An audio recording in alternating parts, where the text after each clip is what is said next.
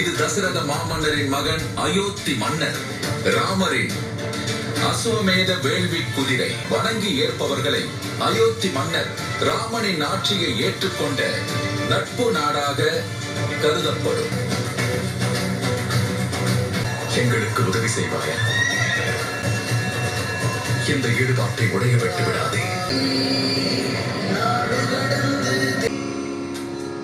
குதிரையை காப்பதற்காக யார் உரிமையையும் பறிக்கும் உரிமை உங்களுக்கு இல்லை. ஆனால் தடுப்பவர்களை கைது செய்ய முழு உரிமை உள்ளது. முதலில் குதிரையை வடக்கு திசையில் கொண்டு செல்லுங்கள். அங்கு 3 நதிகளும் கூடும் இடத்தில் தூய்மை செய்த பிறகு கிழக்கு நோக்கி புறப்படுங்கள். எங்கே இருப்பார்களோ? இதோ அம்மா அருகிலேயே இருக்கிறார்கள். ஆனால் உலகம் முழுக்க தேடி செல்கிறார்கள். என்ன? நீ என்ன கூறினாய்? ஆறுகள் ஒன்று சேரும் இடம். அப்படி என்றால் தங்கத்தாமரை கொண்டு வர வேண்டும் என்று குரு கட்டளையிட்டு இருக்கிறார். வடக்கில் திரிவேணி சங்கமத்தை நோக்கி செல்லுங்கள். வேறொரு குழப்பத்தில் இருந்தால் நம்முடைய குரு நம்மை திருவேணி சங்கமத்திற்கு அனுப்புகிறார். ஏதேனும் ஒரு புது வழி கிடைக்கும். செல்லுங்கள்.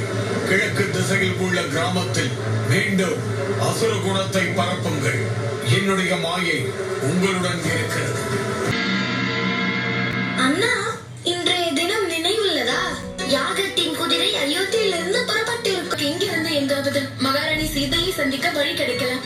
ஆமண்ணா, மகாராணி சீதையை சந்திக்க வழி கிடைத்து விட்டால் எனக்கு மிகவும் மகிழ்ச்சியாக இருக்கும். நாம் பேச்சை நிறுத்திவிட்டு செல்லலாம் வா. அட சீக்கிரம் வாருங்கள். மகாராணி சீதையை சந்திக்க வேண்டுமா இல்லையா?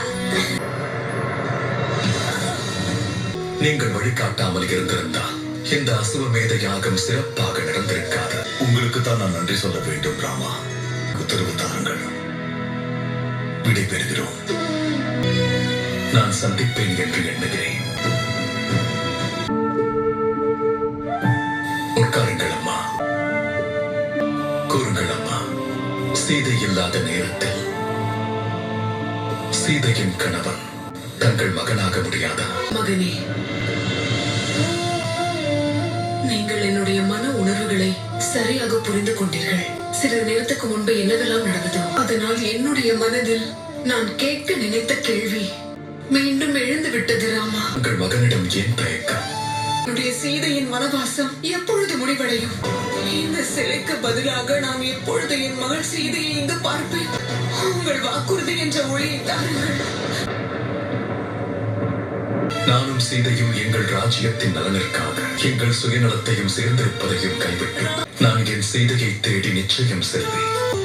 உங்களுடைய இந்த வாக்கு என் வாழ்க்கையின் சக்தியாகும் ராமா. அம்மா, தன்னுடைய மகளை பிரிந்த துக்கத்தில் இருக்கும் ஒரு அன்னையின் ஆசையை எம்பெருமான் நிச்சயம் நிறைவேற்றுவார்.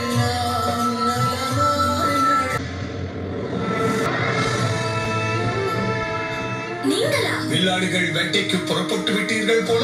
சரியாக சொன்னீர்கள். மகாராணியின் இருப்பிடத்தை கூறிவிட்டாரா? இல்லை குதிரையை பிடிக்கும் வழியையா? இல்லையே, ஞானிகள் எப்பொழுதும் நேரடியான வழியை கூற மாட்டார்கள்.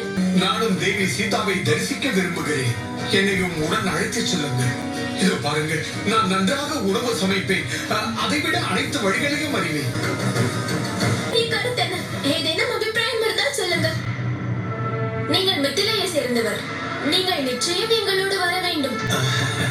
அனைவரின் ஒருமித்த கருத்திற்கு நானும் செடி சாய்க்கிறேன். அப்படியா?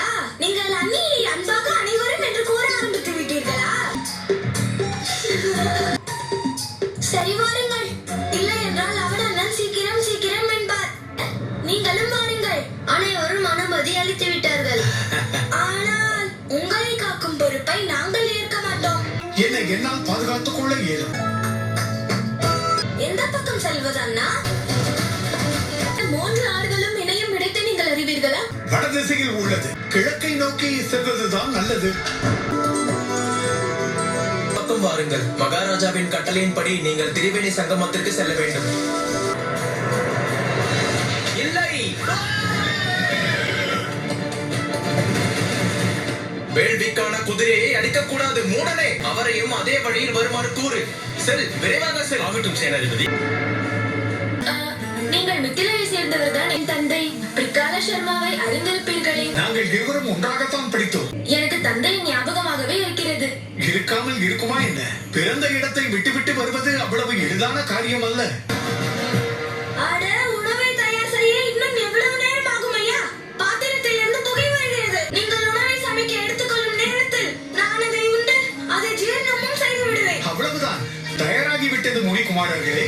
திரிவேணி சங்கமத்தில் நீராடுவதற்கான முக்கியத்துவம். அந்த குதிரை 3 புனித நதியில் நீராடிவிட்டு வரும்பொழுது தேவர்கள் அனைத்து மக்களையும் அவர்களின் பாவத்திலிருந்து விடுவித்து விடுவார்கள். அந்த குதிரையை பின்தொடர்ந்து செல்ல வேண்டும். வாழ்க ராமன்! வாழ்க ராமன்! வாழ்க ராமன்! யாரை பார்த்து ஓடுகிறார்கள்? எங்களுடைய கிராமத்தை ஒரு அசுர சக்தி சூழ்ந்து விட்டது. நீங்கள் அனைவரும் எங்கள் பின் வாருங்கள். இந்த அடர்ந்த காட்டில் எதுவும் தென்படவில்லை அண்ணா. கிழக்கில் இருக்கும் கிராமத்தில் மீண்டும் அசுர நோயை பரப்புங்கள். என்னுடைய மாயை உங்களுடன் தான் இருக்கும்.